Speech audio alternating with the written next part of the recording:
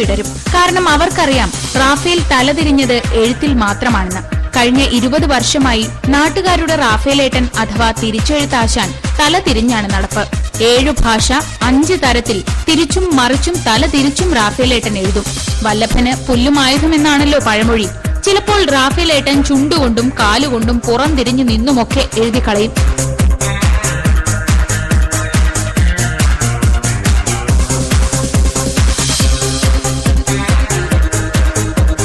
വ്യത്യസ്ത കാര്യങ്ങൾ 2 ഭാഷയിൽ ഒരേ സമയം എഴുതാനും ഹാർമോണിയവും ഓർഗണും തലതിരിച്ചു വായിക്കാനുമുള്ള റാഫേലേട്ടന്റെ അപാരമായ കഴിവ് പറഞ്ഞറിയിക്കാൻ കഴിയില്ല.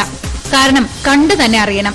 ഹൈസ്കൂളിൽ പഠിക്കുമ്പോൾ കൂട്ടുകാരിക്ക് പ്രേമലേഖനം മറിച്ചെഴുതിയ തിരിച്ചെഴുത്താശാന് പ്രണയം തലതിരിഞ്ഞൊരോർമ്മയാണ്. കണ്ണാടിയിൽ വായിക്കും വിധമാണ് റാഫേലേട്ടന്റെ എഴുത്ത്. വിദ്യാർത്ഥികളുടെ ഓർമ്മശക്തി കൂട്ടാൻ തിരിച്ചെഴുത്ത് നല്ലതാണെന്ന് അദ്ദേഹം പറയുന്നു.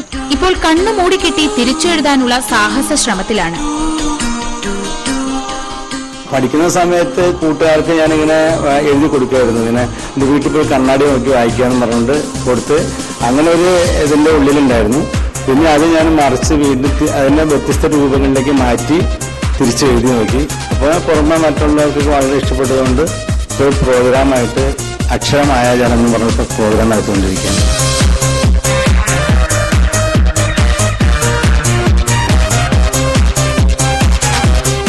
തിരിച്ചെഴുത്തിൽ റാഫേലേട്ടനെ പോലെ തന്നെ ഒറിജിനലാണ് കോട്ടയം പെരുവ സ്വദേശി ബാബുരാജ്. അക്ഷരങ്ങൾ തലതിരിച്ചെഴുതി വിസ്മയിപ്പിക്കുന്ന ബാബുരാജ് വാക്കുകൾ വലത്തു നിന്ന് ഇടത്തോട്ടും ഇടത്തു നിന്ന് വലത്തോട്ടും എഴുതും. ഒരു വാക്ക് തന്നെ 16 തരത്തിൽ എഴുതും. എഴുത്ത് തലതിരിഞ്ഞതാണെങ്കിലും അസാധാരണമായ വേഗതയിലും വടിവൊത്ത രീതിയിലുമാണ് എഴുത്ത്. മലയാളത്തിന് പുറമെ ഇംഗ്ലീഷ്, ഹിന്ദി, തമിഴ്, അറബി എന്നീ 5 ഭാഷകളിൽ എങ്ങനെ വേണമെങ്കിലും എഴുതാനും ഇദ്ദേഹം റെഡിയാണ്. 16 തരത്തിൽ എഴുതുന്നത് ഈ എഴുതുന്നതിന്റെ എല്ലാത്തിനും റിവേഴ്സും ചെയ്യും.